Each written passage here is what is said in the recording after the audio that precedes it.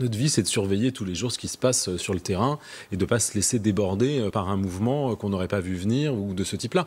Moi, ce que je trouve intéressant, c'est que dans toutes les réunions publiques qu'on peut faire depuis pas mal de temps sur ce sujet-là, on sent bien que... Et Édouard Philippe en fera une dans le Jura ce soir. Tout à fait. Moi, j'en ai fait deux en ce qui me concerne sur ma circonscription. Et donc, une réunion pas pour les retraités, mais pour les gens qui allaient un jour être à la retraite. Bah, la compréhension entre je travaille dans le service public et je travaille dans le privé, déjà la compréhension entre les deux publics de « Ah, c'est pas les mêmes systèmes, ah, ça marche pas pareil, ah, on pourrait converger », moi, j'ai mesuré en fait que les citoyens avaient compris qu'on allait converger et que ça, c'était une vraie avancée. Donc, encore une fois, tout dépend de l'objectif qu'on défend. Moi, je pense que l'objectif qu'on défend, c'est de converger nos systèmes et d'avoir ce système universel. Le reste, ça va prendre du temps, peut-être, et ce temps, il est nécessaire parce qu'on touche à quelque chose. La retraite par répartition, c'est un acquis extraordinaire en France. Vous avez plein de pays autour de nous, il n'y a pas besoin d'aller chercher loin, qui aimeraient bien avoir un système de ce type-là en place. Donc, si on ne veut pas le détruire à un moment donné parce qu'il sera tellement déséquilibré qu'on n'arrivera plus à se le payer, il faut prendre ce temps de la concertation.